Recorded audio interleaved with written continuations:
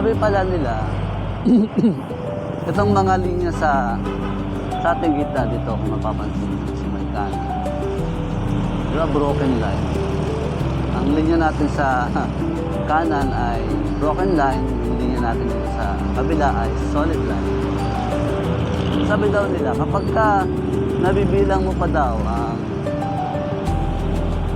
ang mga linya na yun, usually nandun ka pa sa acceptable na speed limit.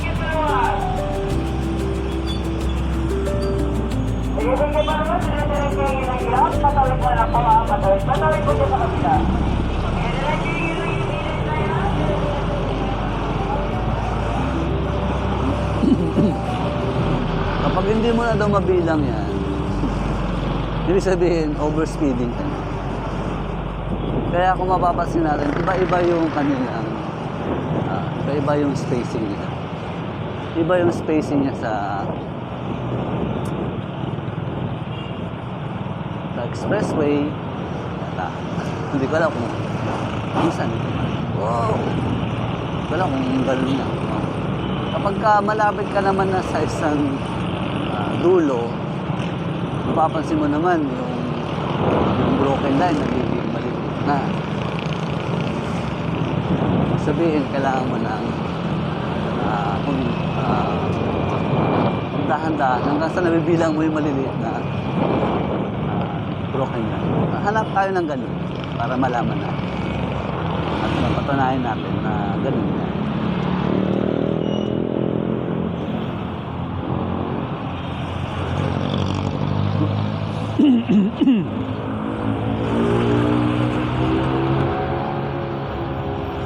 Antay muna tayo, nasa stoplight tayo. Mga ka-stop pala,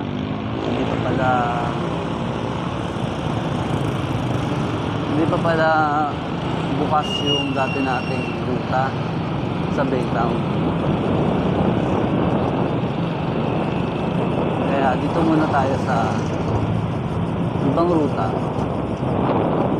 Ang binabagtas natin ay papunta sa palengke ng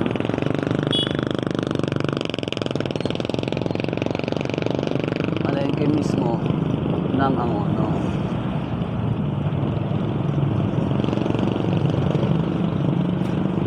Yung dating ito yung dating daan. Sorry. Ito yung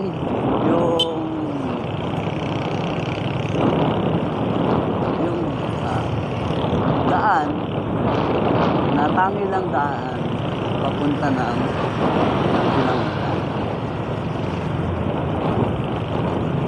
Hindi pa nagagawa ang diversion. Hindi ko alam naman kung ano. Pero kung nagawa man lang yan, siguro maliit pa yung daan na diversion kung saan tayo yung dati natin ruta po ng Baytown.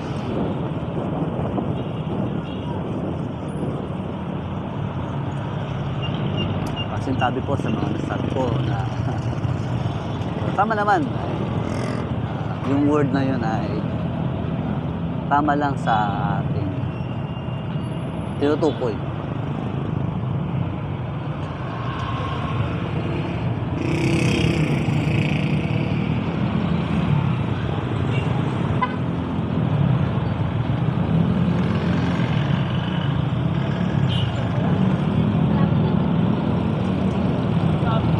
Susundan mo yung mga GPS o yung basta ito ang tinuturo niyang daan para makapunta ka ng Pinangonan.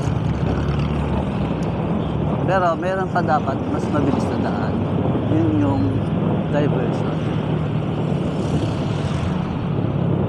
Dito tayo ngayon liliko. Medyo challenging yung pagliko natin dito dahil Y po ito eh. Y po siya, kaya mahirap, medyo talagang hirap ang pagliko. Kailangan talaga ng clear.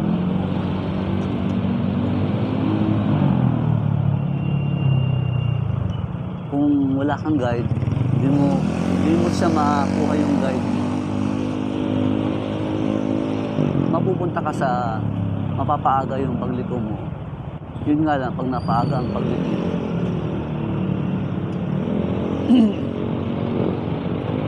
yung lane na pinasok mo ay yung pala ay lane ng kabila.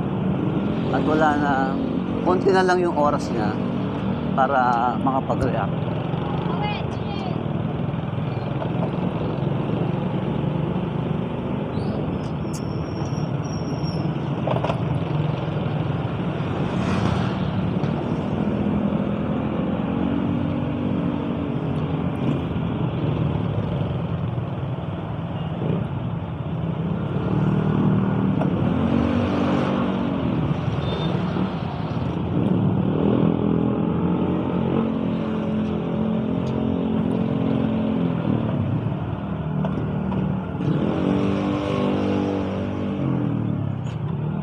Maganda rin tong kada crossing mayroong humps.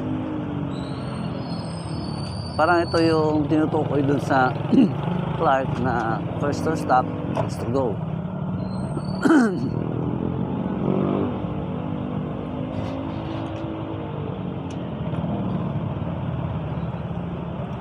Kasi hihinto ka muna, nagme-minor ka muna dito sa humps.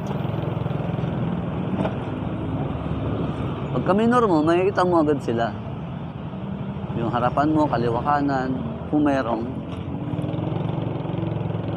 kang makakasalubong sa crossing. At matatansya mo dahil pag minor ka na, meron ka ng reset. Malalaman din ng yung nakasalubong na ikaw ay nakapag-go na siya.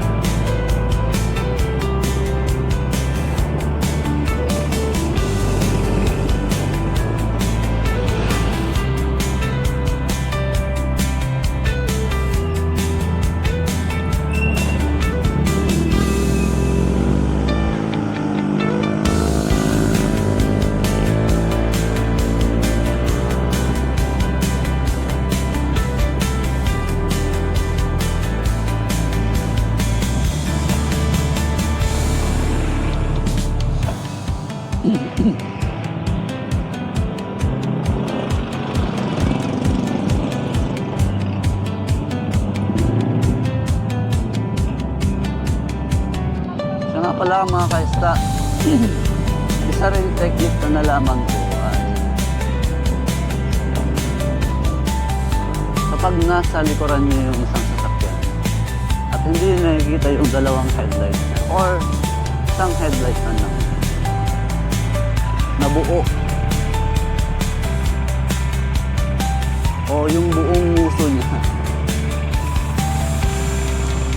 mas safe buong muso na lang. Hanggat hindi na nakikita yung buong muso niya, hindi pa safe para isingit mo yung sasakyan or motor sa pagitan ng dalawang sasakyan.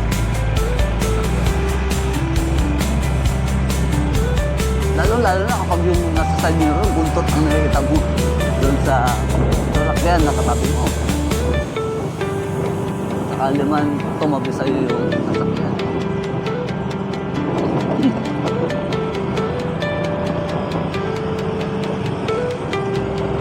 Pag nakikita ko na yung dalawang headlight sa side mirror,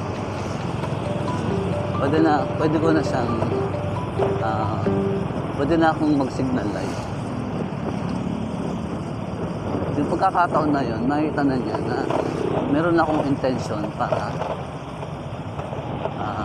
gumit na sa lane. Para hindi naman siya mabigla. Yun ang ginagawa ko. Nasa gitna ako ng dalawang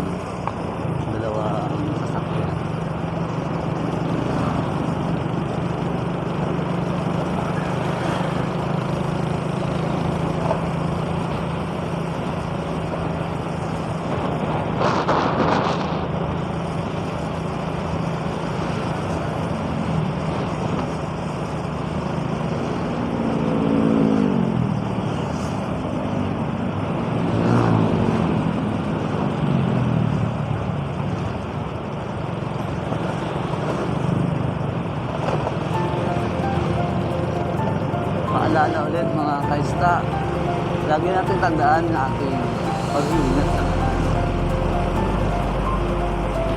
dahil ang pag-iingat sa daan ay isang napakahalagang responsibility natin mga kaista.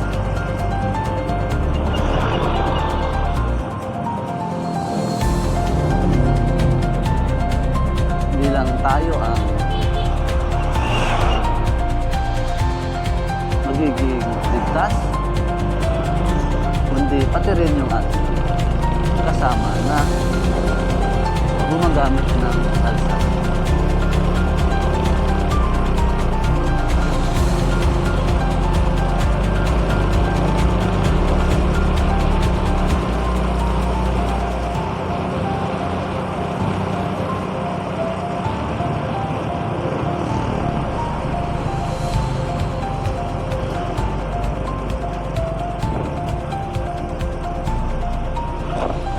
Pati rin dito sa pagliko ang mga kaista. Dito lang ako.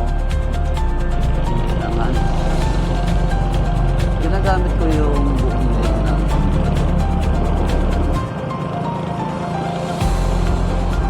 gamitin natin dahil habang lumiliko ka, yun pa rin talaga ang lane na yung susunod.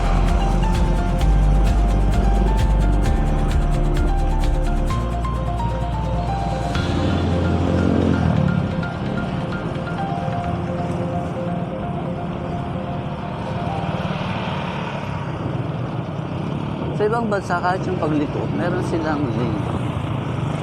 Lane na babagtasin. Yung broken lane, na babagtasin mo na doon ka lang sa broken lane na yun. Within yun.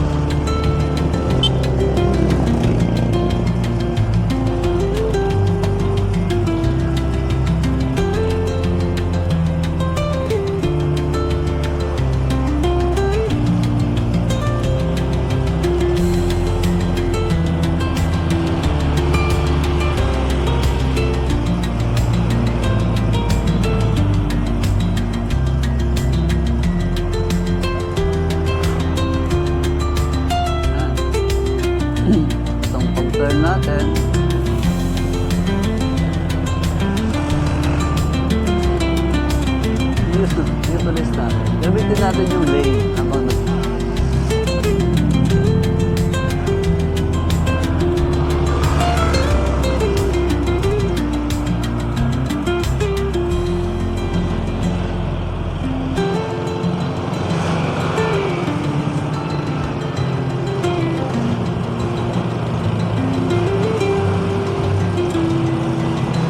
at dahil tayo malapit na sa Fishport,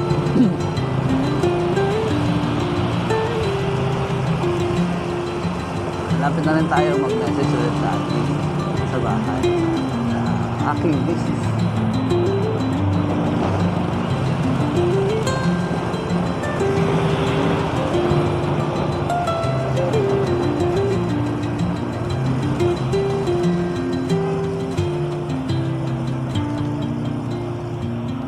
At dahil dyan, ay hihinto muna tayo sa recording para mag-message.